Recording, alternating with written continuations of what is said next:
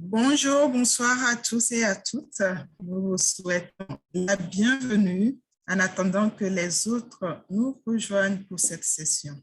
Merci déjà d'être là avec nous.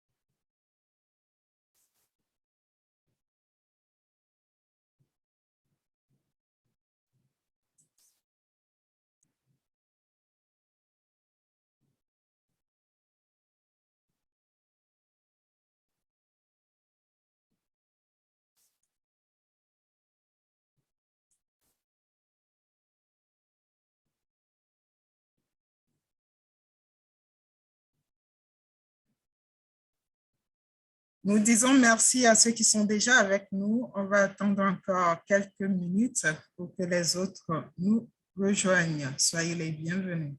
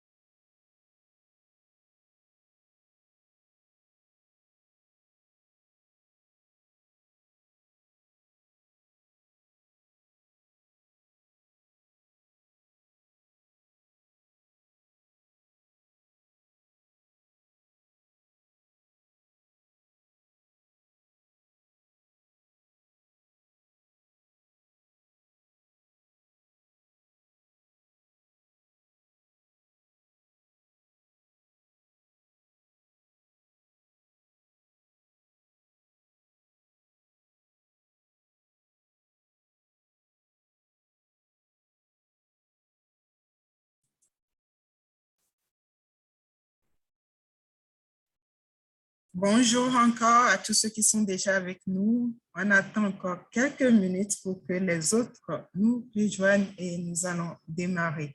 Merci à vous d'être déjà là.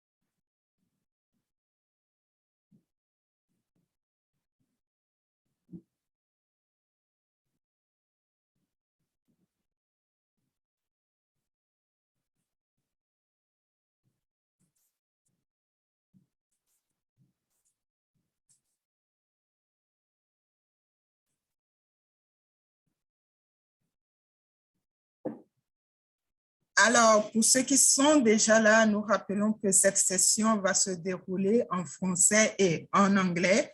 Alors, vous avez l'icône d'interprétation dans le menu de Zoom. Donc, vous pouvez choisir la langue qui vous convient. Donc, vous pouvez choisir soit l'anglais ou le français. Merci.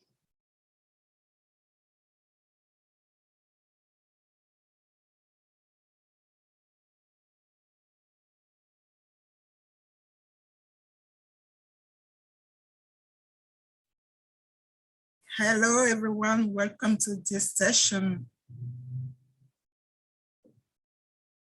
Just know that we have the interpretation icon. You can choose your language if you are English or French. Thank you.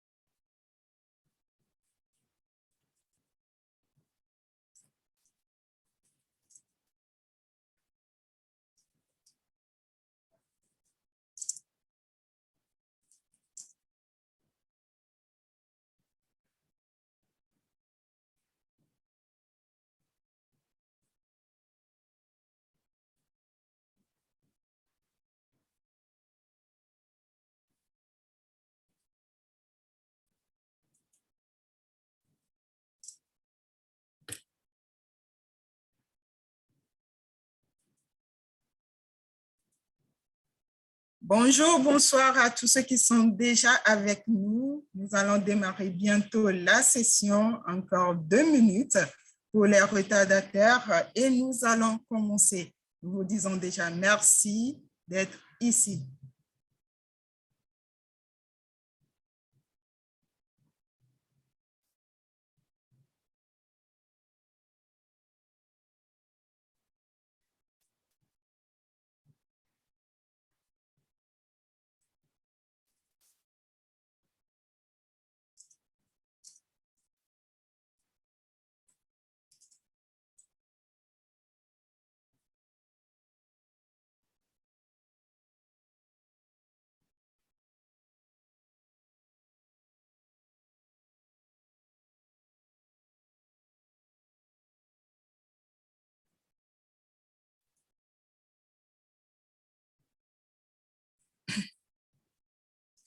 Nous rappelons que la session va se dérouler en français et en anglais. Alors, vous avez l'icône d'interprétation dans le menu de Zoom pour choisir la langue qui vous correspond.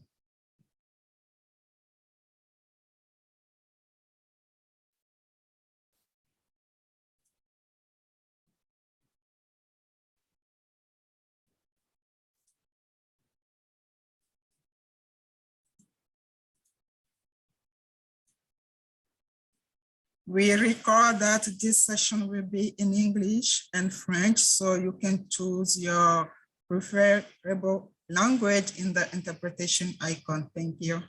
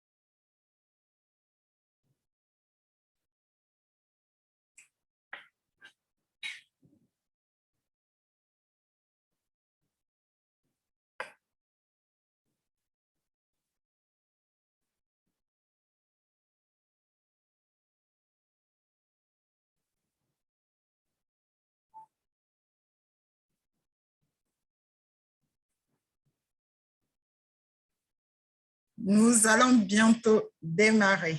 Merci à tout le monde.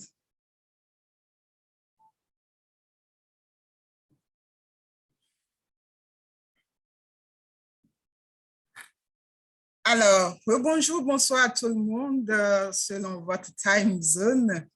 Merci d'être avec nous aujourd'hui, d'avoir répondu présent à cette session. Je suis Innocente Bekevi et je serai la modératrice de cette session. Alors, pour aujourd'hui, nous allons discuter des questions émergentes autour des politiques technologiques en Afrique de l'Ouest. Donc, ceci fait suite à un projet de recherche mandaté par l'organisation Open Source Initiative for West Africa sur les droits de données en Afrique de l'Ouest, spécialement la cartographie des parties prenantes et des processus qui interviennent dans la protection et dans la régulation des données en Afrique de l'Ouest. Nous allons recevoir, pour ceux qui étaient avec nous il y a 2 semaines, on a eu à faire une session de présentation justement sur le rapport de ce projet. Et aujourd'hui, c'est la deuxième partie que nous allons voir. Mais bien avant de continuer, nous allons souhaiter la bienvenue à Monsieur Malik, qui est le représentant de l'Open Source Initiative for West Africa et qui va nous dire son mot de bienvenue. Alors, Monsieur Malik, la parole est à vous. Merci. Thank you, Innocence, for giving me the floor. It's a great pleasure for me to attend this webinar and discuss tech policy issues in Africa, particularly in West Africa region.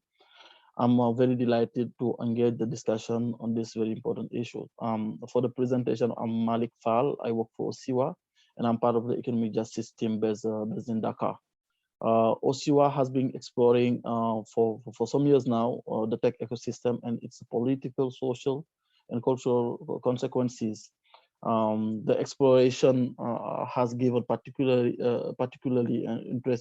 interested in gaining better appreciation for and helping to advance systems, regulatory systems, economic and social plans that foster a constructive use of new technology developments in pursuit of equity and justice. We have been particularly interested in looking at a series of questions to tailor our support, particularly to West African civil society organizations, in becoming more engaged, resource equipped to participate in shaping the future of technology within fair, democratic, economic, and social context. Some of the questions we have been exploring are focused on generally democratic values, often challenged by digital technologies, the regulation of telecommunication companies, which sometimes collude with governments, building trust in the issue of building trust in the world of fake news aided by technology, how to counter the cyber influence of domestic and foreign powers in electoral processes, how to fight the exclusion in access to technology and digital literacy, how to strengthen personal data protection, but also how African countries, African tax systems help to curtail avoidance of evasion in the tech industry and still incentivize domestic enterprises.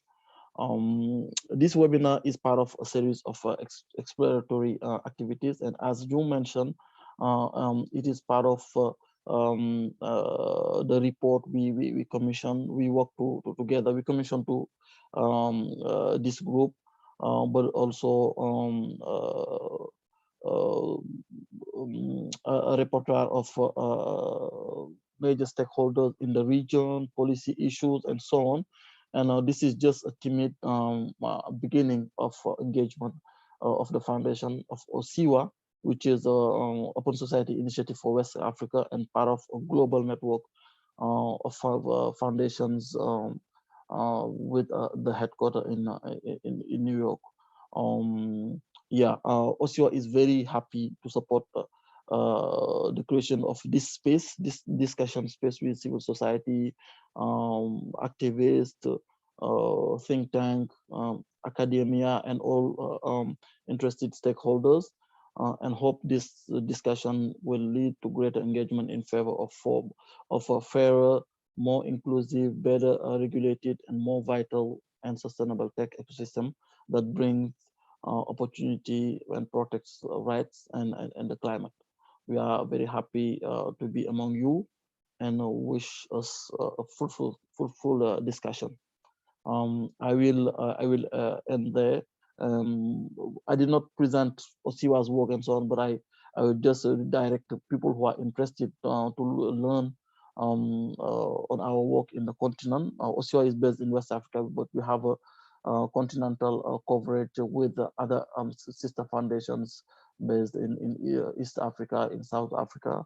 And now we are in the process even of getting to one Africa Foundation for Open Society. Just go to Google osiwa.org. You'll have more information on the foundation. Thank you in a sense for giving me the floor.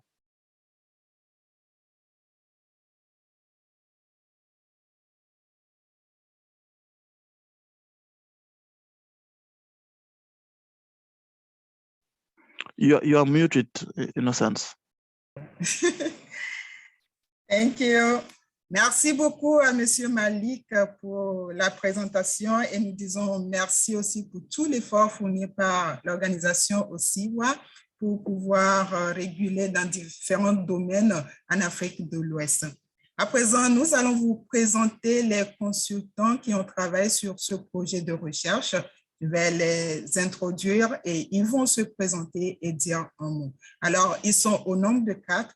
On a 2 anglophones qui nous viennent du Nigeria et 2 francophones qui nous viennent du Togo. Alors, je laisse la parole à M. Tux, qui est le lead researcher sur ce projet. M. Tux, la parole est à vous.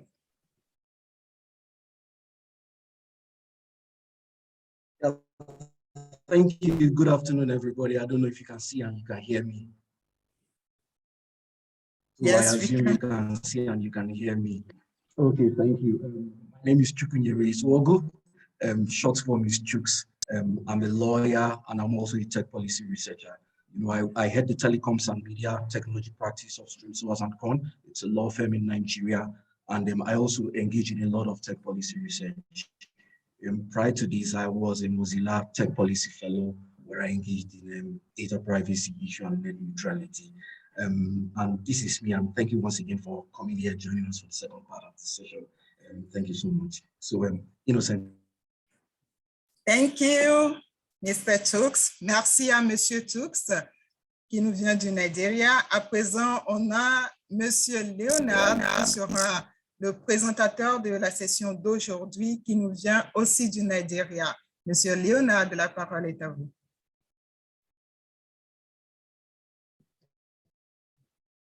Thank you.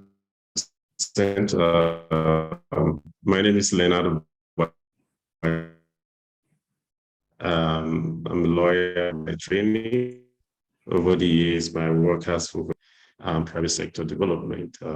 Done quite some work around those fields within Nigeria, in West Africa, and also in the context of the AFCFTA. I contributed to this research, and I'll be making.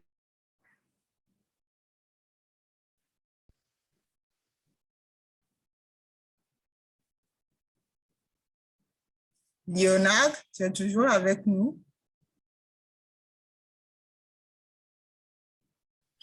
Yes, I'm with you. Okay. Have you finished? Okay. You want me to go on with the presentation at once? No, it's okay. You were cut off at some point. Thank you, Léonard. Merci à Léonard.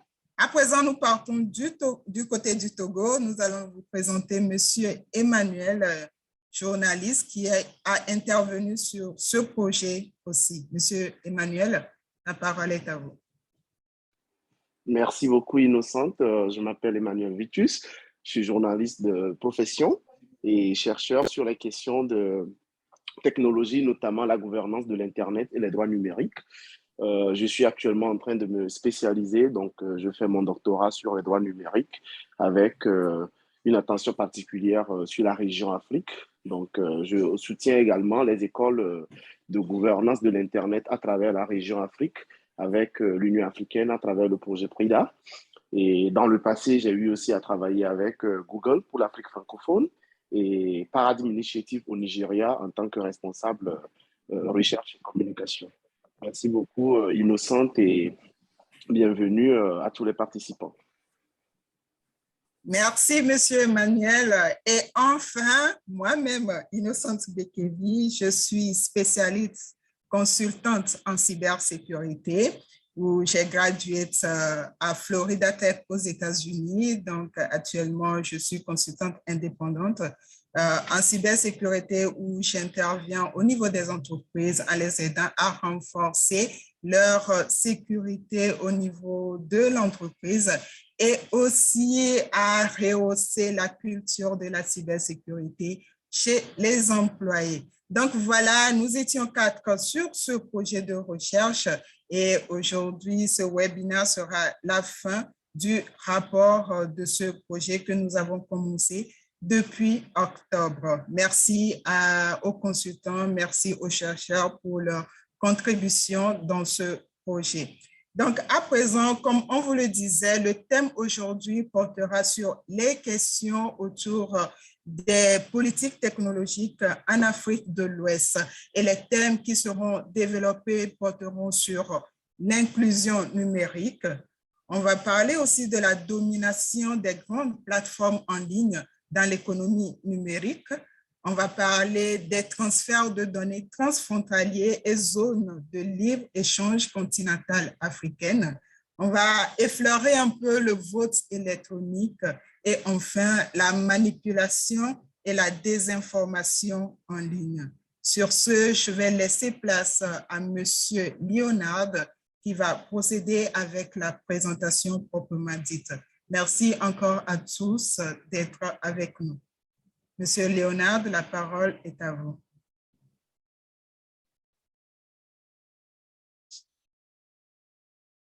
And thank you, everyone, once again for joining us. Okay, so we're going to continue. This is kind of continuation of what we started before now. The first session we had a few weeks back focused on the entire report.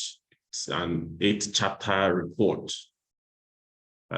looking at the policy processes and the stakeholders around tech policy issues in West Africa. But this presentation focuses on the emerging tech policy issues. And we're putting it out there for discussions. We hope to generate sufficient discussions around this and some concrete proposals for the governments and stakeholders within the region. So this chapter, as we've said, focuses on the emerging tech policy issues. Now, these are issues we've considered to have ramifications for the social, economic, and political life of the region. And we also look at the efforts that are being made at the policy level, both within the region and experiences we can learn from other regions in addressing these issues. So we'll try to classify the issues into the social, into the economic, and into the political. So we're looking at it from those 3 tracks. Next slide, please. So now at the social level of the social, we're looking at the digital issue of digital inclusion.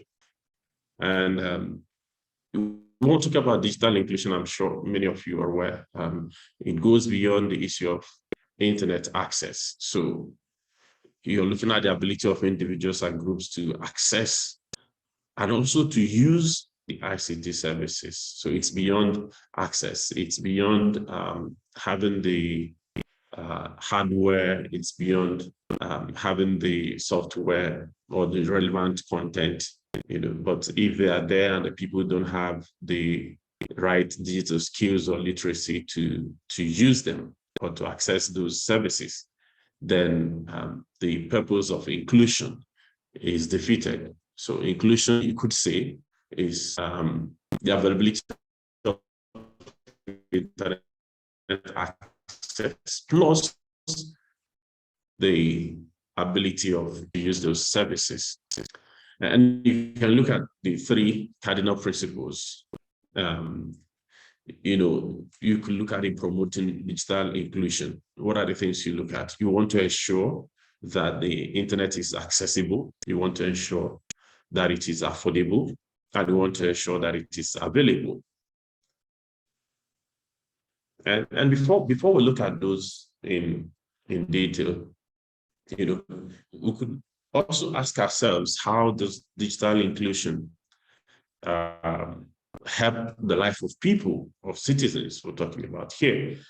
You realize that when the world we live in today has moved online in a way, most activities take place online. So it provides us with newer ways of sharing information, sharing ideas, cultural exchanges, educational exchanges, and all that. So basically, these exchanges at different levels help to promote social well-being. People are able to connect and interact among themselves in meaningful ways. But importantly, the interactions, even though many of them are social in nature, they also generate economic value. So if you look at it, it's been projected that the digital economy could add up to 180 billion US dollars to Africa's GDP by 2015. That is if the governments are able to properly harness the usage of ICT within the continent. So that's an offshoot of people coming online to interact for different reasons. You create content, people sell goods, people sell services, people organize activities that generate economic return, and in the process, also providing employment for citizens of the region. Next. So we just try to look at a few of these three elements of digital inclusion. When is the internet said to be accessible? When is it said to be affordable? And when is it said to be available? So the internet is accessible if everyone within a defined population has access to publicly available communications network facilities and then services. So if people have access to them within their locality or their population they fall into, and then you look at this in terms of universal access, which is an obligation that comes with telecom regulations in many jurisdictions. So the internet is affordable. That's the second one. It's affordable if an internet user is able to purchase it without suffering undue hardship. So this is about the cost. The parameter developed by Alliance for Affordable Internet has moved from 1 gigabyte. People are able to buy 1 gigabyte for not more than 2% of their average monthly income. Now it is where people are able to buy up to 5 gigabytes of broadband for not more than 2% of the monthly income. So if you look at the cost of 5 gigabytes and compare it to 2% of the average monthly income, if it is more expensive, then you have an issue of affordability. The third one is the issue of availability. So here you focus more on the minimum measurement that must be attained if quality of service is to be regarded as satisfactory. I mean, if you have to go climb a mountain or climb a palm tree to use the internet, you know, then you can't say you have available internet, you know. And the subject of digital inclusion is not the development is not advanced in Africa, even though West Africa stands better. So the rate of internet penetration in Africa as at 2021 stood at 22%. Much better in West Africa, where you have 42%, almost double. Now, to improve digital inclusion, what are the responses? You know, if we say digital inclusion is important, what are the countries doing? So you see many countries are developing strategies to improve national broadband penetration, to improve digital access to digital space. So either through investment, through upskilling and skill development, through the provision of the broadband infrastructure. And these plans or strategies are encapsulated in broadband development plans, like you have the Nigerian one, you have that in the Gambia, and other countries also have similar plans. Those are the policy responses that are emerging within the region. Next slide. Now, in the economic sphere, you're looking at the dominance of large online platforms in digital economy. That's the number one issue we are considering in the economic sphere. So when we're talking about online platforms or digital economy, what I'm talking about, I'm sure many of us know that already. You look at digital economy in terms of markets that rely on the internet to produce, to distribute, to trade, or even for direct consumption of the goods or the services that are produced. Here, you have businesses that run on the digital infrastructure. It's easy because there's low barriers to entry. So almost every Tom, Dick, and Harry, if you like, can use the internet to do some kind of business or the other. They don't need to set up a shop or to pay for an office space. So this provides huge potential, even for MSMEs, to be able to do business cheaply. And if you look at it, remember what we said, that it's estimated that the digital economy would add up to 180 billion to Africa's GDP by 2015. Even at now, this stands at 5.2%, which is, in monetary terms, which is a very huge sum of money we're talking about. So that underpins the importance. So who are these gatekeepers that we say could be problematic to tech policy in West Africa? Now, these are companies that over the years have built the infrastructure on which the internet or which internet activities run. So either search engine or the online marketplaces or the social media websites, which an average person needs to be able to engage meaningfully in online activities, whether e-commerce or any other kind of activity online. One of some of the characteristics of these gatekeepers include zero priced. So, for example, you can access their services for free, just the way you use the social media websites or the search engine, without paying at least money for it, even though the value is elsewhere. They are large online platforms and they have large user base. And because of this large user base, they run on high network effects. And what does that mean? It means the more users they have, the more attractive it is for other people to join or to use their service.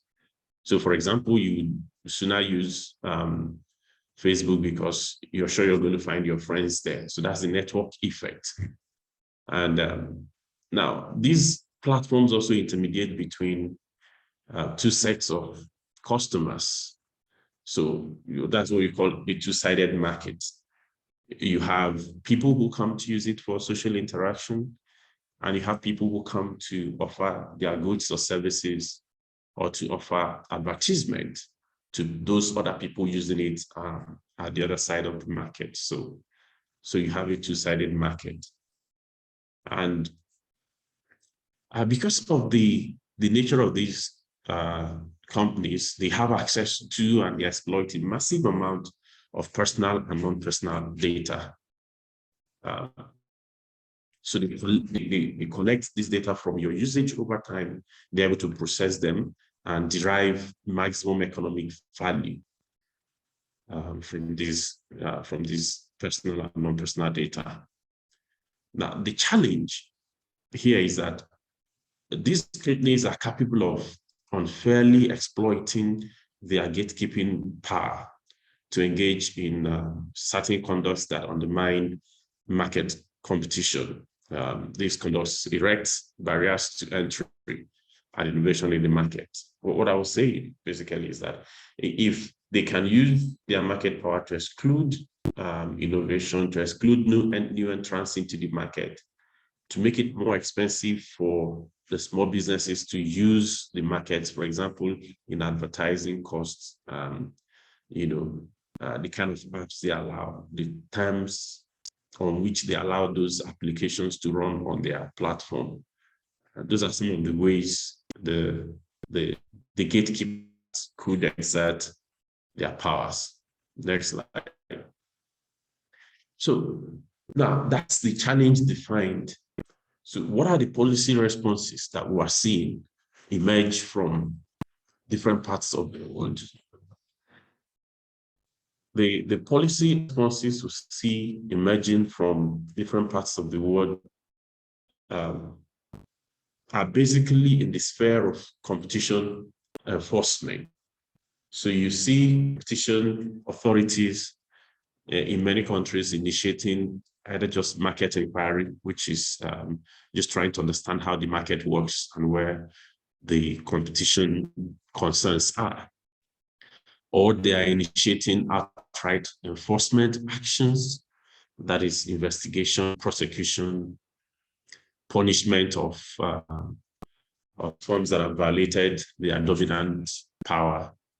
We've seen the cases of Google in the European Union, Facebook in France, and actually Facebook in multiple jurisdictions.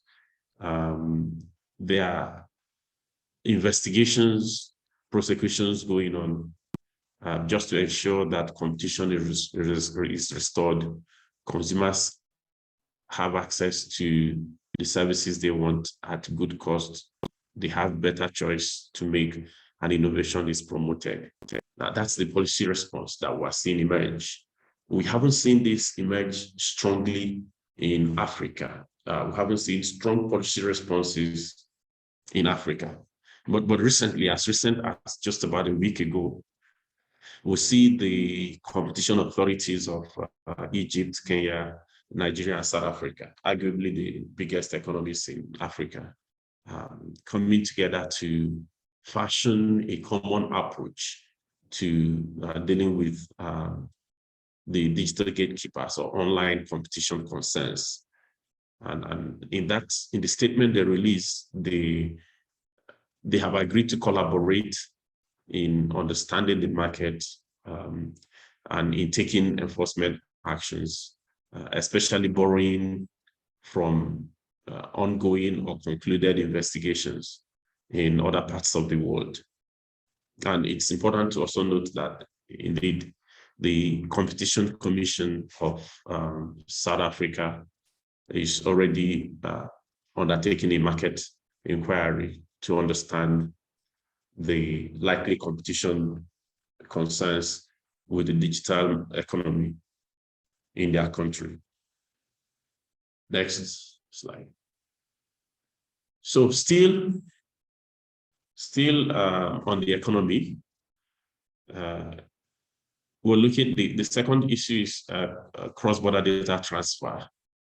And especially in the context of the AFCFTA, as we know, Africa is already in a free trade area by virtue of the AFCFTA, which holds enormous potential for the region or for the continent. Now, what are the issues here? The issues we're flagging here is to say that cross-border data transfers are important to international trade. The link, you can draw the link in two ways. The first part of it is in terms of digitally transmitted trade. So by that we mean services that you can buy and consume in digital format. So digital music in digital format, books in digital format, movies in digital format. These are digitally transmitted trade. Now, the other way you can look at it is from the role of data in facilitating cross-border trade. So there are some transactions, for example, financial services, cross-border financial services transactions that rely on the processing of personal data for the transaction to be concluded. And if you have undue restriction on cross-border transfer or processing of personal data, then you're going to have, those businesses are going to have challenges operating. So what do we notice as policy responses in the region? Now, countries tend to adopt the data localization approach. So to say, we place restriction on cross-border data transfer. So you have Nigeria and Senegal, towing this line. But if you look at the system adopted by Cape Verde and Cote d'Ivoire, you have only conditional restriction. And if you look at the AFCFTA protocol on trading services, particularly Article 15, paragraph C, subparagraph 2, what you see is that in the context of trading services, there is a caveat or an exemption made for measures adopted to protect the privacy of individuals in relation to the processing and dissemination of personal data. Now, what the AFCFTA has done is to say that countries are allowed, to place these restrictions for the purpose of protecting the privacy of their citizens. So those kind of restrictions are not deemed discriminatory, and they are not disguised restriction on trade in services. That's how the AFCFTA has addressed that matter. Next slide. But it doesn't mean that the entire African Union framework, on trade doesn't recognize the importance of the digital economy. Indeed, the African Union has a digital single market agenda. So basically saying we have an African digital market agenda. And this agenda is hinged on the work of the AU to support the development of national and regional and continental regulation to enable the free flow of non-personal data and the establishment of a data policy framework for Africa. So we are moving from countries asserting, we're moving from countries asserting sovereignty over their data, just like you have in trade, to say that we want to have a borderless digital market, where we then expand the access among ourselves. as a continent, and the AU is working on that. So there's been a draft framework from the AU, and it's still work in progress. It's not been adopted up until this moment. So that's the response we're seeing on that part. So we move to the political. Now, the first issue we'll discuss here is that of electronic voting.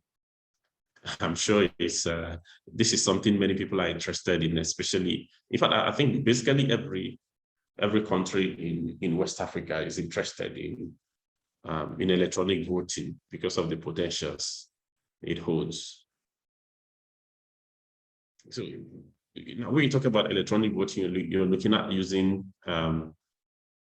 ICT, to vote, for people to cast their vote, collate and count the results, and possibly announce and display the results online. This has been very topical in Nigeria because of the controversy around the amendment of the Electoral Act to allow for electronic voting. So this concept is relatively new in West Africa, even though it's taken shape in a few countries in Africa, like Namibia, for example. And we know, we think of electronic voting as something that is important because it offers remote, comfortable, cheap, and relatively reliable means of casting and collating and counting votes. People say, why can't you vote from the comfort of your house? Why do you need to go queue up from morning till night to vote? You have people cut away the ballot boxes and all the toggery, you notice in some countries and all that. So we think of electronic voting as something that could solve these problems. There's also the element of cost. There's also the element of cost. So we have the example of India, where the switch over to electronic voting has saved up to 10.5 billion in voting, and also saved the printing of ballot papers. Imagine all the logistics that go into the printing of papers, distribution of sensitive and non-sensitive materials, the accompanying security, and all that. But there are issues, of course, you could raise. For example, how do we ensure the integrity of e-voting system? And here we've seen countries like Namibia pioneering the voter verified paper audit trail, which means that in addition to the electronic voting, whether you're doing that from a dedicated kiosk or you're doing that from your devices, there be some paper trail, so like a second level verification, like where you thumbprint also to show. So in case of dispute, this can be brought as evidence to authenticate the electronic results. In Nigeria, you also see the INEC pioneering the biometric voters identification system in some elections recently. And that's also a similar system that is used in Ghana. So that would also ensure that only those who are registered are voting, and not just anybody voting. So what are the challenges? Again, you see that for you to have voting in place, you need the appropriate legal framework to be able to do so. And if you look at some countries that have tried to incorporate this in their legal framework, we have Nigeria's example. There was the argument whether we have sufficient internet coverage in the country to be able to drive this or not. And you could relate this to the issue of digital inclusion, because if you don't have internet in the most remote parts of the country, then you cannot guarantee that everybody who is registered is able to vote, and that the votes are properly a representation of the will of the people. So digital inclusion also ties in to the issue of whether to or not to use electronic voting. Next slide, please. So the final issue in the political sphere is the issue of online manipulation and disinformation, which I'm sure many of us will be very familiar with, courtesy of the recent, well, not too recent issue of Cambridge Analytica and Facebook, and the alleged manipulation of the American or the US election a few years back. So here, in the political space, we recognize the importance of ICT. The internet provides opportunity for people to participate politically in forming movements, in setting agenda, in galvanizing for mass action, like we've seen the Twitter in Nigeria, and in fact, across West Africa, used to mobilize popular protests, like the NSAS protests. We've seen people use YouTube to provide educational materials regarding political participation, education, all that. So the digital space provides a good opportunity for citizens to mobilize in the political process. And as an offshoot, we will not even have the civic technology, so you have citizens using ICT tools to not just galvanize community action, but they also use it to enhance government transparency, budget monitoring, project tracking, and all those kind of things. You have a budget in Nigeria. You have similar ones across the region doing the same thing, using ICT to promote transparency in governance. It's important. Now, despite the importance of ICT to the political space, there is a danger, and that's the risk of manipulation and disinformation remains. So you could define it. The UK government defined it like this, as online manipulation and disinformation, as used in the context of political activities, referred to false or dishonest information created to manipulate an audience for political gain. So people could use algorithms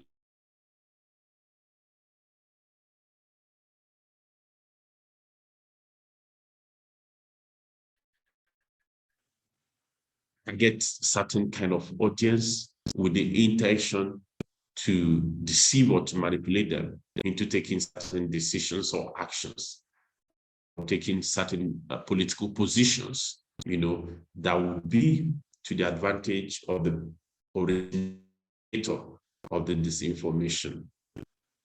We'll see this could cause crisis in the context of, when you usually talk about fake news leading to violence, or eruption of violence in certain places. You could use it to demarcate your political opponent.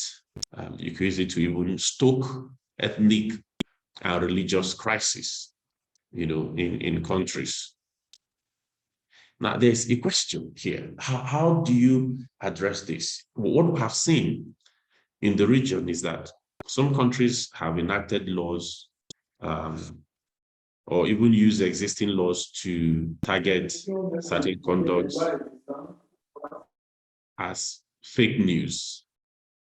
So that means they can arrest, prosecute people, and those laws sometimes will tend to be oppressive or targeted at dissidents or political opponents. So the question will be, to what extent would freedom of expression, including the ability to share and impact knowledge in a public space, be preserved by policy? So would the laws or policies you're making, to what extent should they be constrained?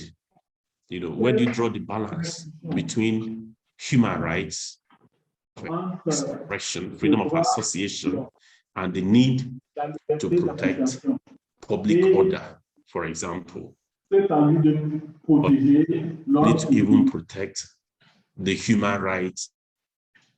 The thing is that country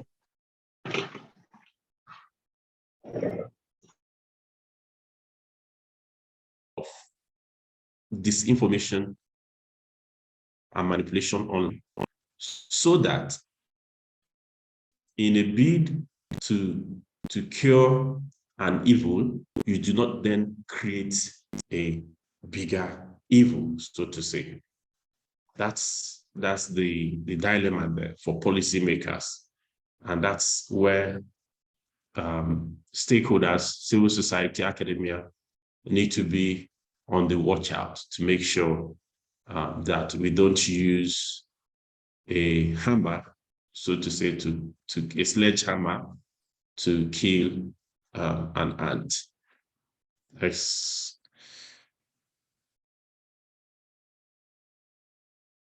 So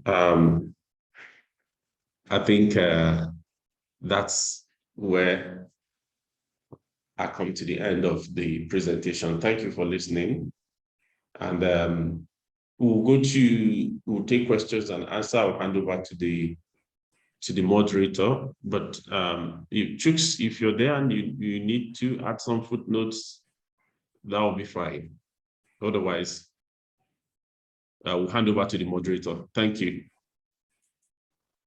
Leonard, thank you very much. Thank you. I think Innocent will take it up from here. Thank you, Leonard.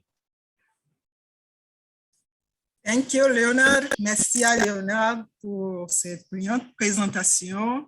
Donc, nous revenons à vous pour tous ceux qui sont toujours avec nous. Si vous avez bien suivi, si vous avez des questions, des remarques ou des apports, vous pouvez utiliser la session Q&A, questions-réponses, dans le menu de Zoom ou bien l'icône de Raise Hand pour lever la main pour poser votre question. Donc, on vous retourne le micro, on attend vos questions, vos apports ou vos remarques. Merci.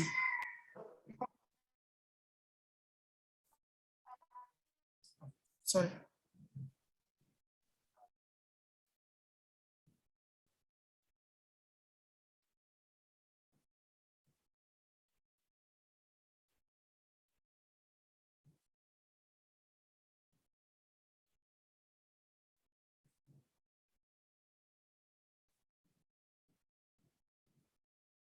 Alors, on a une question déjà. We have a question, Leonard, from Anonymous.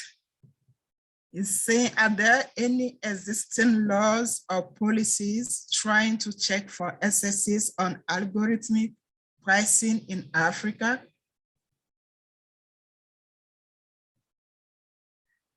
Whether Leonard or Tux, whoever want to answer the question. Are there any existing laws or policies trying to check for excesses on algorithmic pricing in Africa? That's the question.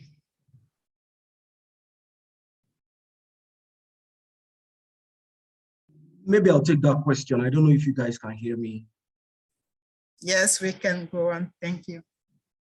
Okay, thank you. Specifically, I guess this question is from the competition from the competition aspect of tech policies.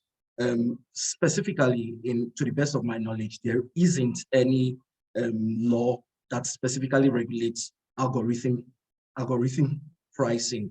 But what we do have under is a general competition law that can go against price fixing, but not specifically for algorithm pricing.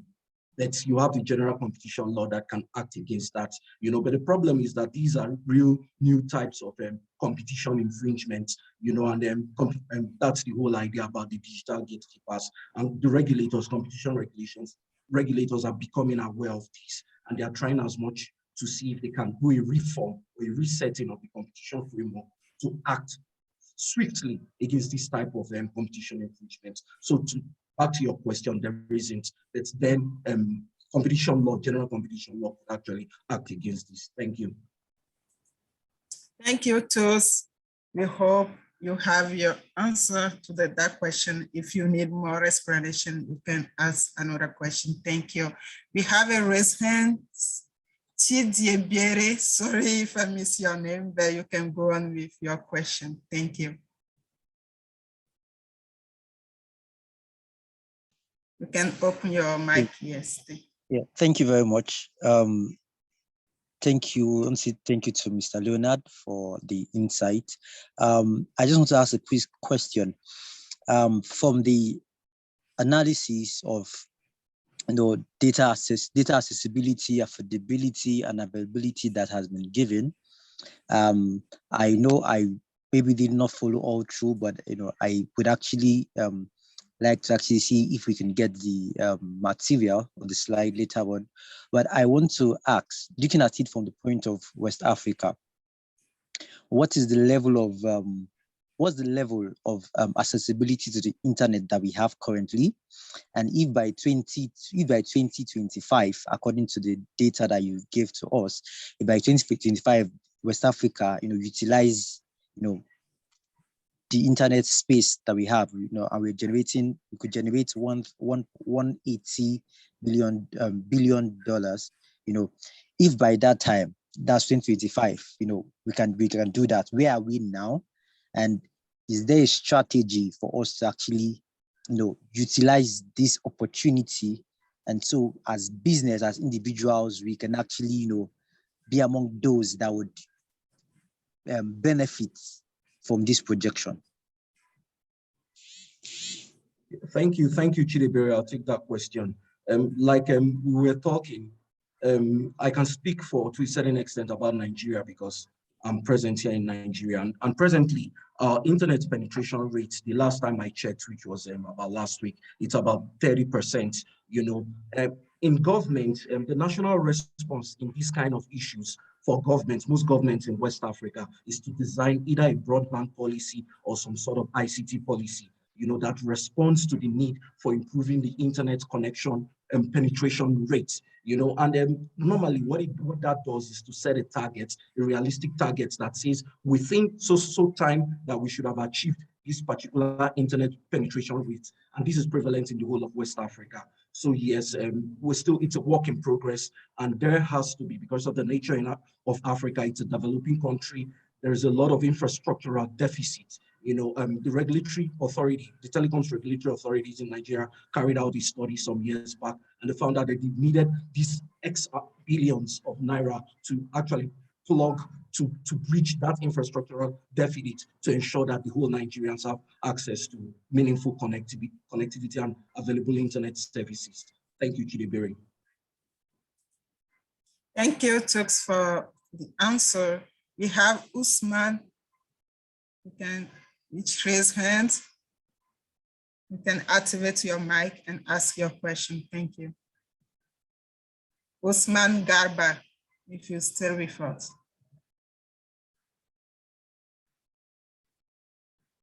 Usman? Okay. Let's go by in the Q&A. We have other questions there. What type of regulation are in place to control unethical surveillance, especially when using facial recognition system? Okay, 1 minute, Mr. Usman, I will get back to you. What type of regulation are in place to control unethical surveillance, especially when using facial recognition system? If someone want to take that question. I'll take that question. Thank you, Innocent. Excellent question. Innocent, would you like to respond to that question? You can go on. Okay, thank you, Innocent. Okay, so basically, there is no specific regulatory response to unethical surveillance. But what we have across West Africa, which was also part of the first webinar we had, was data protection and legislations or regulations across Africa that can respond to this. They can provide some sort of adequate response to this. And even in our reports, we detailed how this kind of technologies, surveillance technologies and facial recognition technologies can create data privacy harms for the data subjects, and how governments can actually act to respond that under data privacy legislations. And yes, so in answer to your question, I would say, as long as there's a data protection legislation, then it can provide adequate response to unethical surveillance and using facial recognition system. But just to add a bit, there's still a question, and I'm sure Innocent would add some bites to that, because this is actually her specialty. There is a problem with using facial recognition systems because they are powered by artificial intelligence. And we also noted that in our study. And this system kind of like there's a lot of bias and discrimination in that system. That governments in different parts of the world, not even in Africa, are actually looking on how to reduce this incidence of bias. And I'm sure Innocent would want to respond to that, because she's an expert in that field. Thank you. Mm-hmm.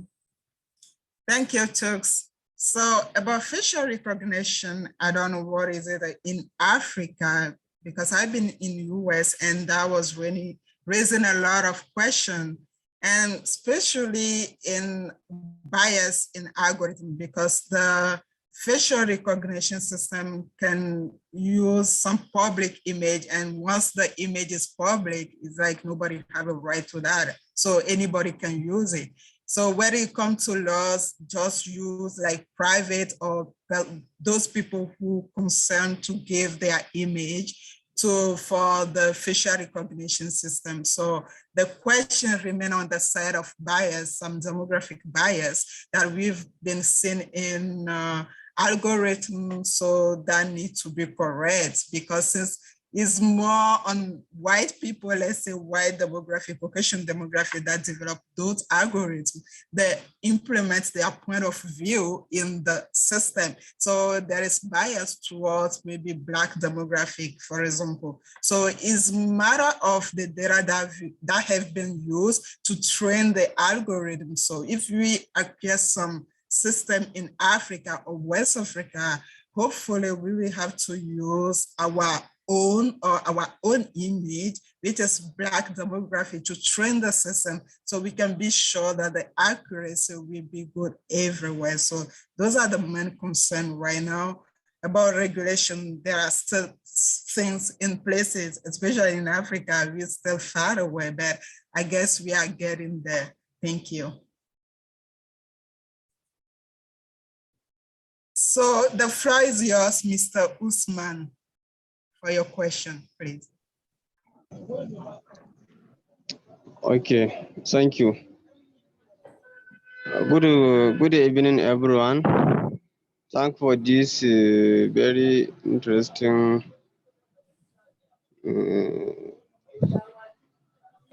hello, can you hear me? Yes, we can hear you. You may go. Okay, my question here is, please, is there any empowerment program? My name is Usman Garba Ahmad. I'm joining from Kano State, Nigeria. Please, is there any empowerment program that will enable the Nigerian youth or people to educate them about the digital inclusion? Because there is many people, they don't know how to participate or how to use this digital economy. Okay, thank you. Especially Maybe Leon. here in northern Okay. Nigeria. I hope you get my point. We get it, thank you. Maybe Mr. Tusa or Leonard can answer that. Okay, that's an interesting.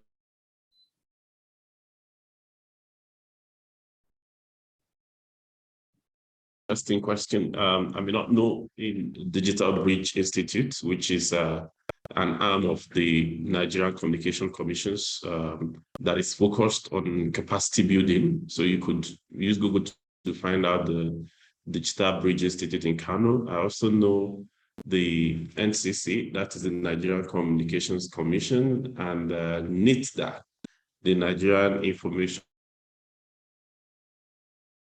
Technology Development Agency, programs for young people and for students across the country. You may find more information by visiting their websites.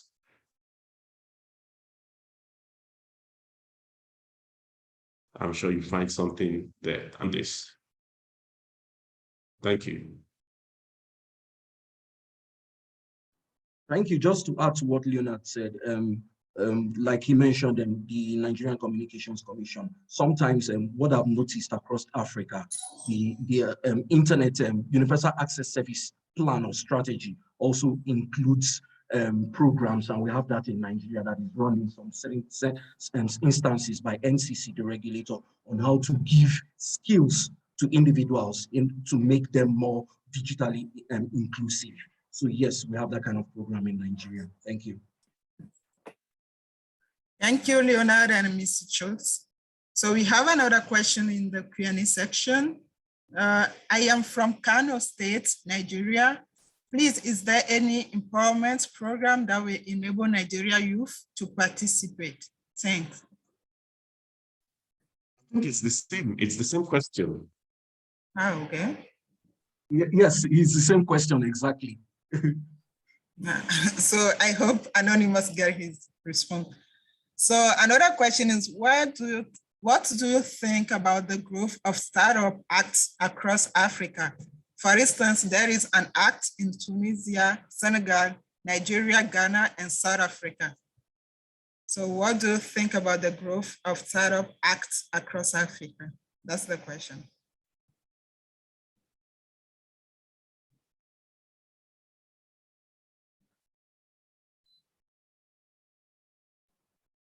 Maybe I'll take that question. Emmanuel, Leonard.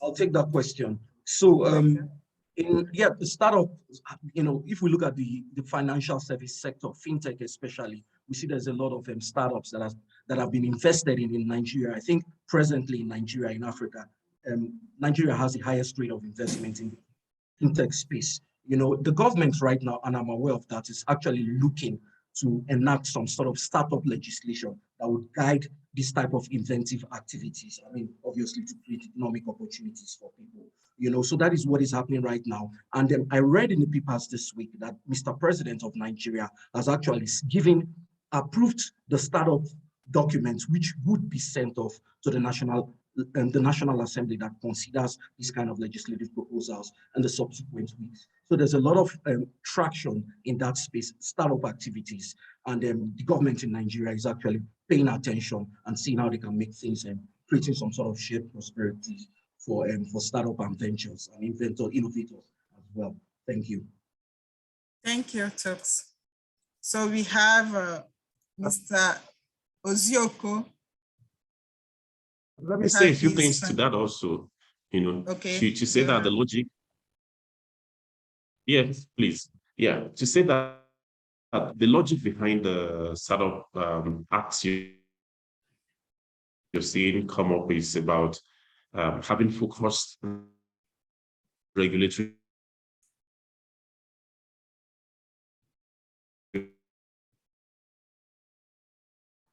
framework. The things you see in those acts mostly may not be new principles of law, but it will be you're trying to concern the startups and bring them under one law, introduce innovations that cater to the needs of those startups. Thank you. Thank you, Mr. Leonard. We have Mr. Ozioko. You can ask your question. Thank you.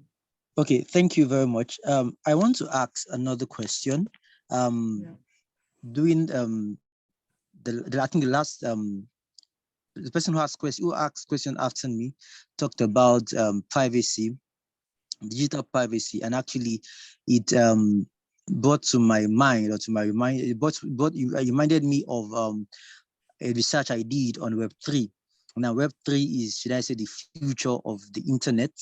And from my research, there were some things that I read about it, and I have some questions, which I just want to just, chip in here and see if I can get a response to it. And even as regards the issue of internet accessibility.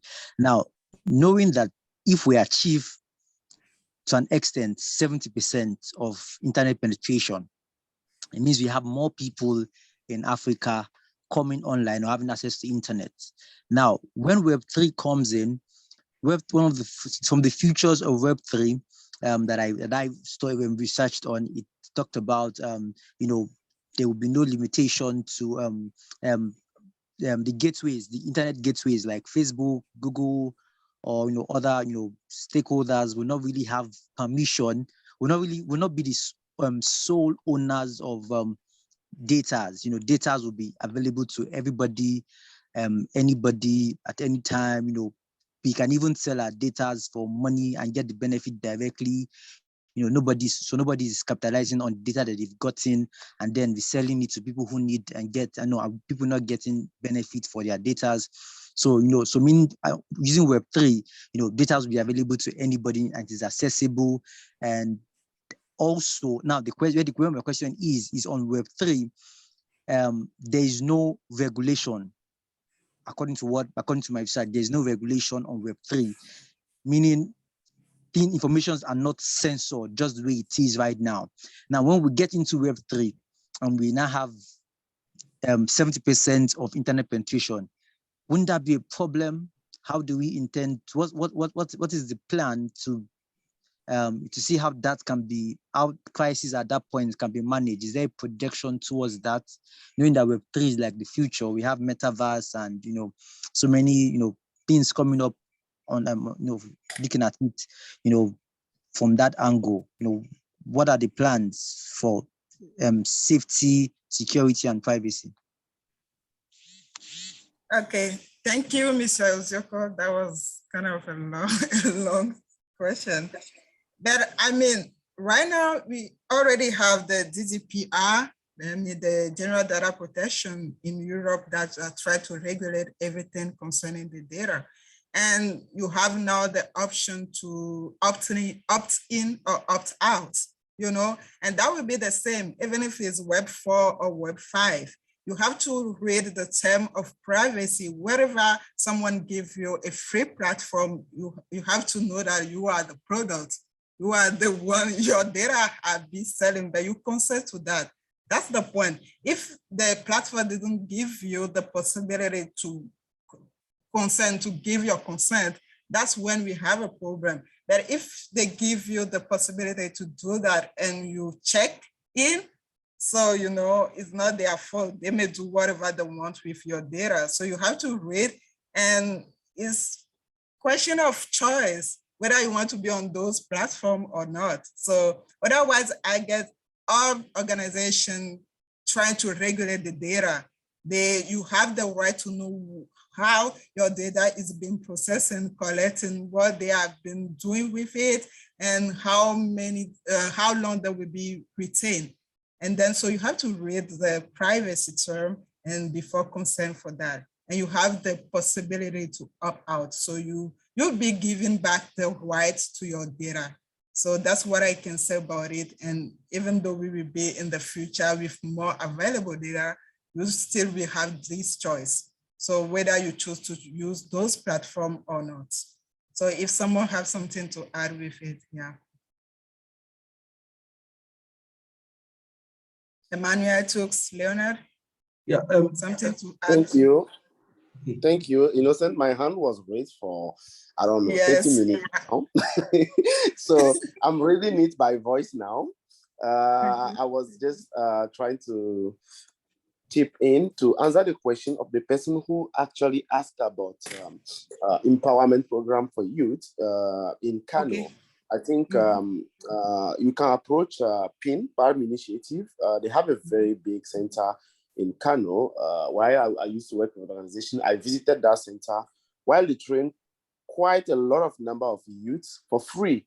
So, I mean, I think it's something that you really appreciate, approaching them, because in the past, it used to be digital inclusion program, but today, those people are also able to discuss tech policy issues and, bringing their contribution to the organization and towards the parliament for, big policy issues. So I think it's something that you can try if you still live in Kano and within the Kano region, you can still approach them to get that training. I think it's quarterly. So every 3 months, there's a batch of people that are trained, so you can approach them. Now, there's also another issue that we didn't really discuss because it's very recent, which is taxation of, mobile money transactions. I think in Ghana, for those who follow the, the news for a few months now, I think is one of the biggest policy issue that is in Ghana right now, whether who should pay the price. Is it the consumer who should pay the price, or is it, the telcos? So in Ghana right now, people, I think the law was enacted in a controversy, but I mean, it has passed, so people have to pay the price. So other countries are learning from it. The discussion started in Benin, and I know Cameroon in the 1st January has started also to tax those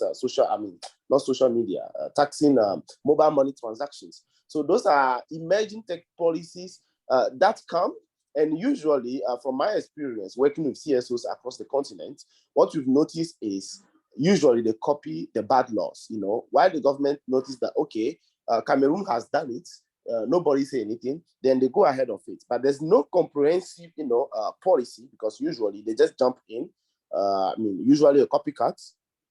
And I think that issue has come 2 years ago in Benin, Uganda and other countries where government tried to tax social media. So I think those are some of the emerging issues that require, a policy response, from a continental level. I think Innocent was talking about GDPR right now, and I think in most tech policy discussions right now, African continent is also thinking on how to come up with, a unique policy that can actually be addressed as a continent, as the EU did for the GDPR. So I think it's a discussion that we can expand, beyond this research that was conducted, because those are emerging. That's why we call them emerging policy issues, and how, from our various background, either from the academia or from the civil society organization or even users, how we can actually bring our contribution towards that. Because from my personal experience, I noticed that most countries in Africa, all those things are new for them. It's very difficult for them to even understand what it is. And I think the Anglophones are actually making a very good, step forward compared to the Francophones. So it's something that we really need to actually come up together to contribute in that discussion, so that is more contextual, because cutting it and copy is like, for example, if you say, okay, Europe has voted GDPR, let's Africa vote GDPR. The contexts are different, and sometimes, may have opposition. So I think it's very important that, as academia or as, civil society organizations or whatever profile we have, we should be able to, bring our contribution to those discussions.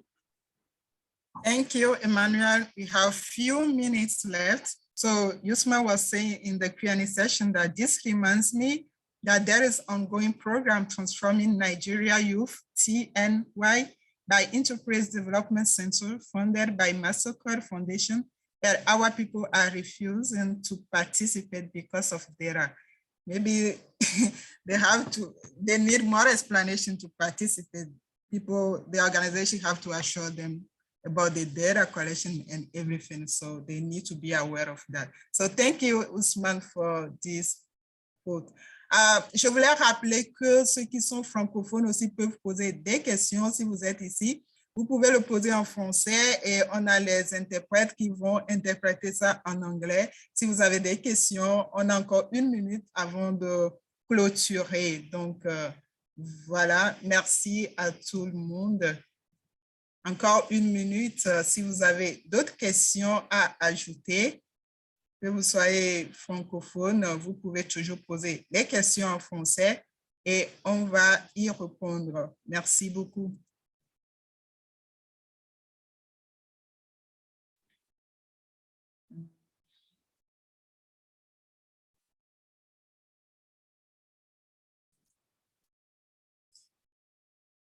So I guess there is no other questions.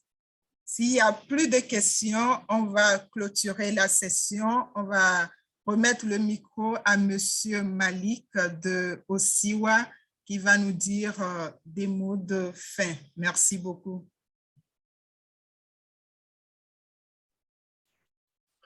Thank you.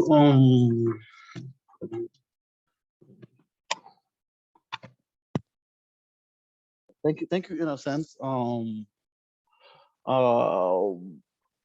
I will just I'll first thank colleagues Chooks, Innocence, and the whole team which work on the preparation of this webinar for the wonderful work you've done, putting us all together today to discuss this important issue. I jumped off the call for some minutes and then came back. But from what I grasped from the discussion, these issues have not, I think, been fully discussed and fully impacted. And I'm sure we'll need to have many more discussion sessions on specific dimensions of the tech ecosystem, its implication on governance, on election, the tax issue, because the web companies operating in the continent, for example, are making profits, but in terms of taxation, our countries are not fully having a fair share because the activity is happening on the continent, but with the strong capacity on tax evasion, and sometimes having even some incentive and so on, it is very difficult to tax them.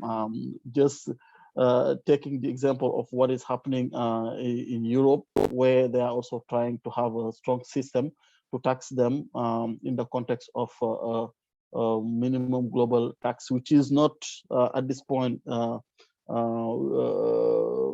which everybody is not in agreement, because at the Africa level, we were expecting to have more than a 50% tax.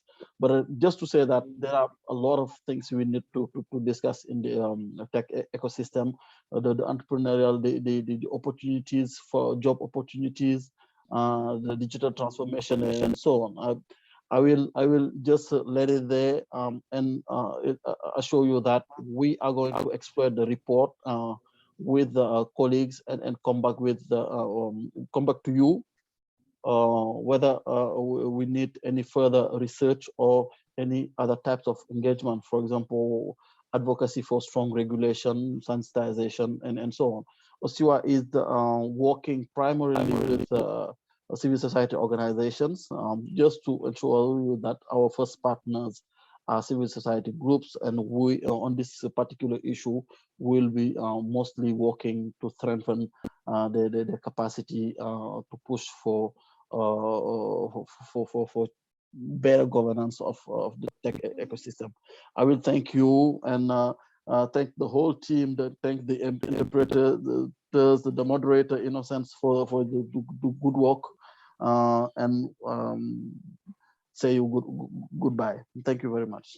Bye-bye. Thank you, Mali. Before you leave, there is one last question for you. If there is any form of internship at Osiwa for young professionals, is in the Q&A section. So I don't know if you have answer for that.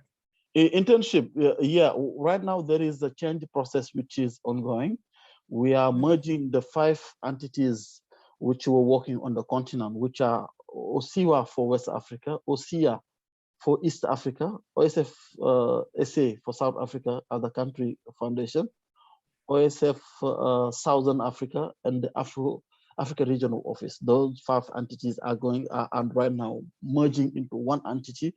But I'm sure at the end of this change process, because this is happening right now, and by the end of the year, we'll have a fully functioning one OSF Africa, which is going to be operating from Dakar, Nairobi, Johannesburg, and Addis.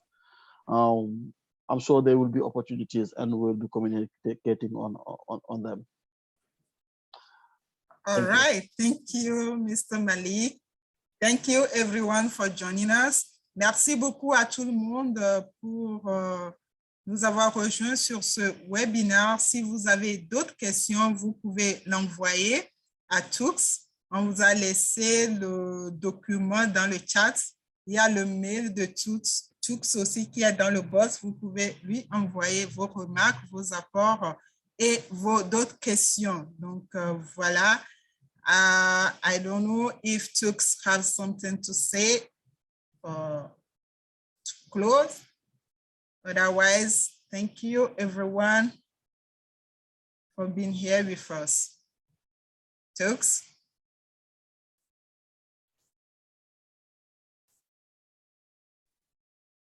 No, Innocent, are you still talking? Yeah, I will say if you have something to say to close the meeting, otherwise. Okay, yeah, thank you. I do what I did the last time. Thank you, guys. I have an excellent team of researchers that worked with me. We have our beautiful moderator, Innocent. We have some two handsome rock star guys in the background, Emmanuel and Leonard, and I want to thank everybody for joining us. And maybe you guys want to say something and we'll close this session. Thank you very much. Thank you. Okay. Thank you, Tux. Emmanuel, we have some closing. Or Thank you very much, Innocent. Thank you, Leonard, Tux. I mean, it has been a very great collaboration. And I think as the Osiwa just said, we'll have further collaboration in the future, on specific issues, which will be, a greater contribution to the evolution of the tech policy environment in West Africa. Thank you very much and see you around. bye. Leonard, you have something to say? Yeah, thank you. Yeah, okay. Yeah, thank you, everyone. It's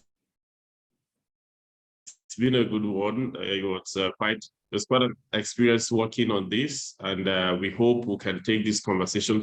Naturally, I'll be more interested in why she's would go to the data privacy and to more engagements like this in the future. Thank you. Thank you, Leonard. Thank you, everyone. I see that Mr. Usman still have his hand raised, but we are done. So thank you, Mr. Usman.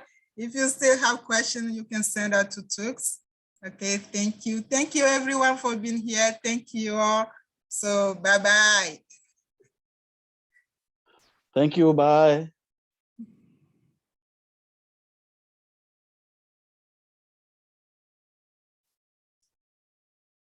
Innocent, you can end the session.